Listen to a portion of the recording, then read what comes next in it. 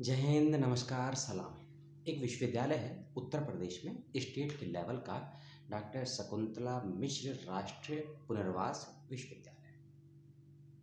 जी हाँ, यही इसका नाम है, राष्ट्रीय पुनर्वास विश्वविद्यालय।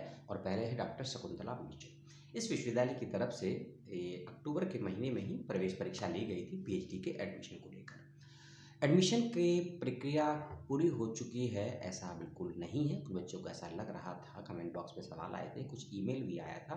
तो उन्हीं डाउट्स को क्लियर करने के लिए और कब तक रिजल्ट आएगा उसके विषय में बातचीत करने के लिए, और कब ऐसे किस प्रकार से देना होगा आपको अपना साक्षात्कार अर्थात इंटरव्यू, इन सभी सवालों के जवाब देने का प्रयास इस वीडियो में किया गया है। आप वीडियो को अपनी समझ समय के अनुसार सुनिएगा, समझिएगा। कुछ सवाल पैदा हो कमेंट करके पूछ लीजिएगा। पहली बात कि प्रवेश परीक्षा अभी जारी, एक प्रवेश परीक्षा खत्म हो चुकी है, एडमिशन प्रक्रिया जारी है, लेकिन अभी इंटरव्यू का कोई पता नहीं है। केवल अभी एंट्रेंस एग्जामिनेशन के बाद जिसका आपको इंतज़ार था वो घड़ी आ गई, यानी कि रिजल्ट आ गया है वेबसाइट पर। प्रवेश परीक्षा का जो रिजल्ट है वो आ गया है वेबसाइट पर, सभी के सभी 17-18 डिपार्टमेंट्स में जहाँ पीएचडी के फॉर्म निकले थे। ठीक है, पहली बात। दूसरी बात, रिजल्ट की दो कैटेगरी हैं।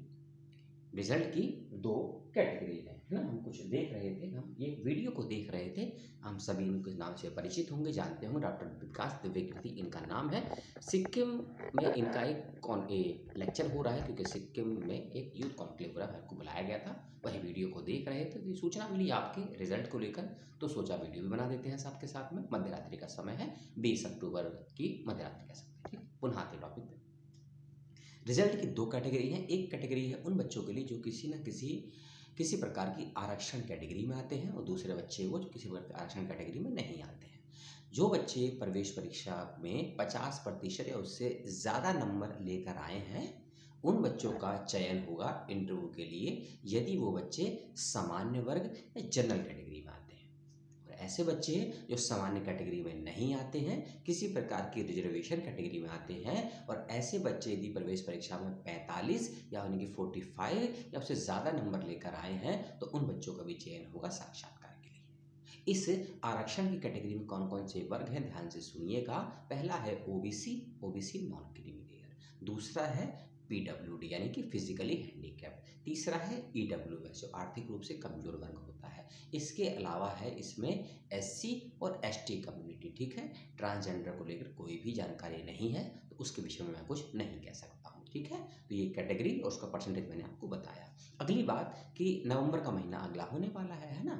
तो नवंबर के महीने के फर्स्ट, तो बहुत मुश्किल है, लेकिन थर्ड वीक में कैसे भी आपके इंटरव्यू का शेड्यूल आ जाएगा। हो सकता है नवंबर के फर्स्ट वीक में इंटरव्यू का शेड्यूल आ जाए। ठीक है, लेकिन हो सकता है, लेकिन शेड्यूल आने का मतलब ये नहीं कि इंटरव्यू हो जाएगा। शेड्यूल तो फर्स्ट वीक में आ ही जाएगा, हो सकता है अक्टूबर के लास्ट में भी आ जाए। तो लगभग 10 नवंबर मान के चलिए आपका इंटरव्यू स्टार्ट हो जाएगा।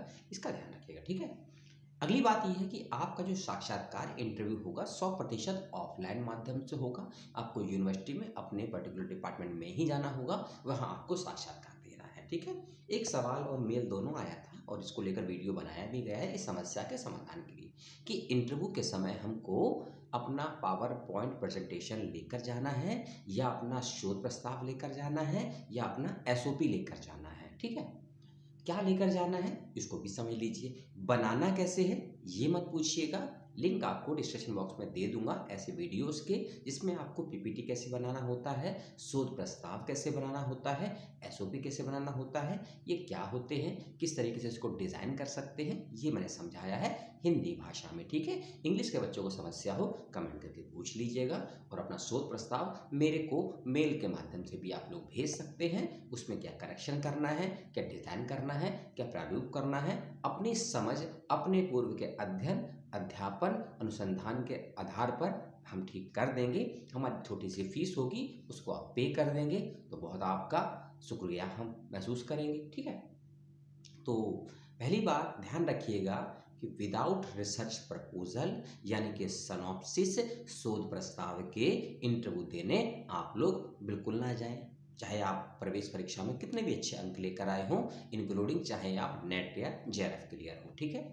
विदाउट रिसर्च प्रपोजल को कैरी करे हुए तैयार करके ले जाए बिना मत जाइएगा, जाने का कोई लाभ नहीं होगा, समय की और पैसे की बर्बादी होगी और एक विद्यार्थी का भी अपमान होगा, ठीक है। दूसरी बात कि पीपीटी कुछ डिपार्टमेंट वाले ज़रूर मांगते हैं, सभी डिपार्टमेंट के मांगते हैं, ज़रूरी नहीं है, लेकिन जो खासकर साइंस फैकल्टीज़ हैं और सोशल साइंस की भी कुछ फैकल्टी हैं, ये पीपीटी मांगती हैं, लेकिन सभी नहीं मांगती हैं, इसका ख्याल अपने ज़हन में ज़रूर रखिएगा, ठीक है। इसीलिए जब आपका इंटरव्यू का शेड्यूल आएगा, वीडियो हम बनाई देंगे, अभी इंटरव्यू का शेड्यूल आया नहीं है, केवल संभावित महीना और सप्ताह ही बताया गया है नोटिफिकेशन में, इसका ख्याल रखिएगा।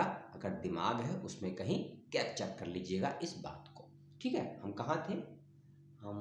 हम तो यहीं थे, रास्ता भटक जाते हैं अपनी बातों में से और अपने लक्ष्य से भी, ठीक है।